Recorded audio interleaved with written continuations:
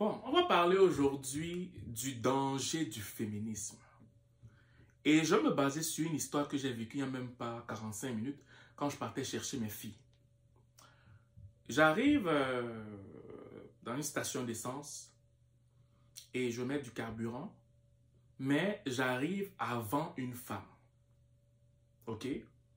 Je vais me stationner parce qu'il y avait un monsieur qui avait un gros véhicule et je voulais me stationner pour mettre du gaz.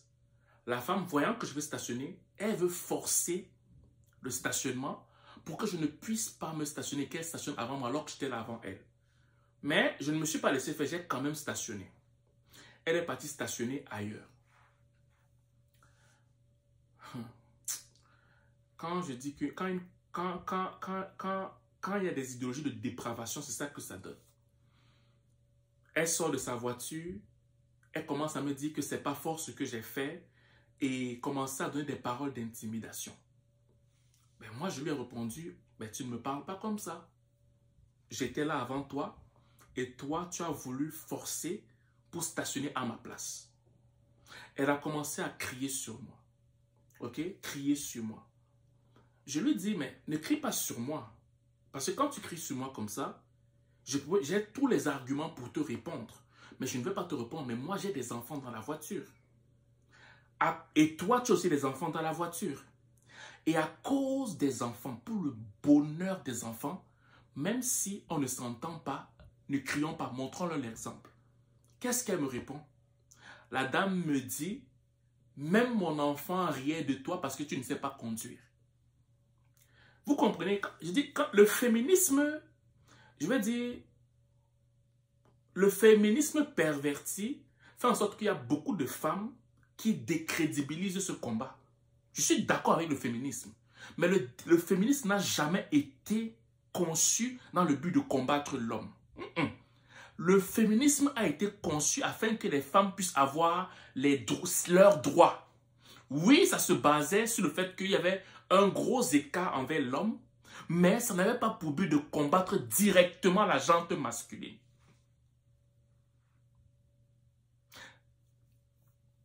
Je lui ai dit, mais attends, on a des enfants. Tu as ton enfant, j'ai mon enfant. Ok? J'ai mes enfants dans la voiture. Quand tu te mets à me parler comme ça, je suis un homme. Comment tu te comportes donc avec ton enfant, avec qui tu es présentement, dans les 4 murs, quand on n'est pas là, quand tu te fâches comme ça, malgré le fait que tu n'as pas raison, comment tu te comportes avec cet enfant, ok, dans les 4 murs de ta maison? Comment tu te comportes? C'est ce que je lui pose la question. Et là, elle commence à me dire, va chez vous. Bon, tu sais, moi, comme je suis un noir, je ne suis pas chez moi au Québec. Donc, tu sais, tu réponds intelligemment à son agressivité. Automatiquement, les propos racistes commencent. Va chez vous. Ben moi, j'ai bien évidemment, avec aisance, que je lui ai répondu que s'il fallait que j'aille chez moi, ben je sais où moi j'irai, je suis en Afrique. Mais toi, tu es aussi un descendant européen. S'il faudrait que toi aussi tu rentres chez toi, mais tu irais où? Elle a encore changé parce qu'elle était pognée. Elle a encore changé d'argumentation. Elle me dit, oh oui, mais c'est pas normal. Ben, t'es bien fou, t'es ceci, ben, t'es cela. Ben, me sortir des arguments terribles. Je lui ai dit, ok, bon, ok. Tu as raison. C'est toi qui devais stationner où j'étais. Bon, admettons que tu avais raison. C'est quoi dans la suite? Qu'est-ce qui justifie ta colère? Elle n'a plus parlé. Juste pour dire quoi? Je parle de ça pour dire quoi?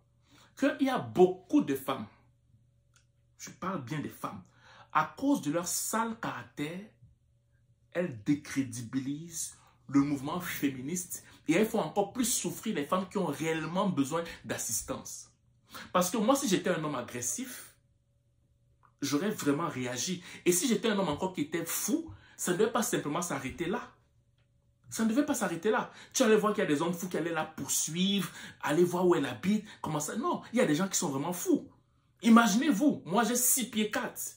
Elle avait à peine 5 pieds quelque chose. Mais quand elle me parlait, elle me regardait comme ça. Elle me regardait comme ça. Et moi je la regardais comme ça. Mais elle criait, parlait et tout. Mettre le racisme, tout ce qu'il fallait. Avec son enfant à côté d'elle. Avec son enfant à côté d'elle. Donc, mes chères dames, s'il vous plaît, je vous en supplie, surtout avec la mouvance du mal alpha et toutes ces choses, les hommes, on dit que les hommes hétérosexuels, on les met de côté, les bêtises que j'entends sur les réseaux sociaux. Quand vous agissez comme ça, vous décrédibilisez ce mouvement noble du féminisme. Et vous donnez raison aux hommes agressifs. C'est ça. Et je dis toujours une chose, c'est que quand quelqu'un agit de façon agressive ou veut toujours avoir raison dans une relation, cette personne est facilement manipulable dans la mesure où je te donne l'impression de te donner ce que tu veux, ok? Mais au retour, quand tu seras faible, je vais frapper. C'est ça. C'est comme ça qu'on agit avec des personnes qu'on manipule facilement. Je te donne ce que tu veux, mais le jour où tu vas baisser la garde, c'est là où moi je frappe. Donc ça ne sert à rien de toujours s'exhiber, de donner des impressions que moi, je suis une femme forte, on ne peut rien me faire. Non, fais attention. L'homme et la femme sont égaux, mais avec des rôles différents. Il y a des capacités qu'un homme a, qu'une femme n'a pas. Et il y a aussi des capacités qu'une femme a, qu'un homme n'a pas. Et ces deux-là forment un. La femme n'est pas inférieure à l'homme et l'homme n'est pas supérieur à la femme. L'homme, c'est le chef dans la maison. La femme aussi est chef, mais avec des rôles et des prédispositions différents. C'est tout. C'est tout. Chacun est chef dans son domaine bien précis. Mais quand on parle de chef, on va dire, oh, c'est la domination. Arrêtez ça. Non, arrêtez. Chacun est chef dans son domaine. Chacun est chef dans son domaine. Je peux prendre dans le domaine de la santé. Vous voyez? Il y a le médecin, ok? Il y a les infirmiers, il y a les préposés. Sans les préposés, les infirmiers ne peuvent pas travailler. Sans les infirmiers, le médecin ne peut pas travailler. Oui, le médecin est le chef, mais l'infirmier aussi est chef dans son domaine. Les préposés aussi, ils sont chefs dans leur domaine.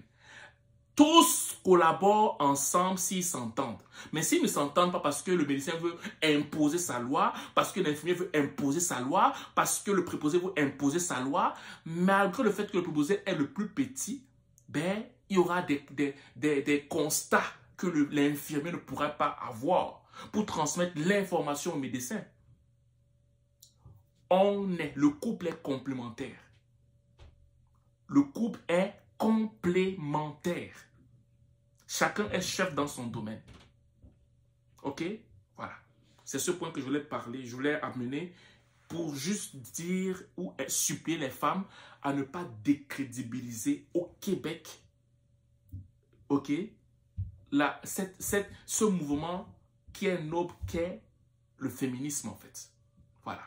C'est ce que je voulais transmettre comme message. J'espère qu'il va toucher un maximum de personnes. Je vous souhaite passer une excellente journée ou une excellente soirée, dépendamment du lieu où vous m'écoutez. Ciao.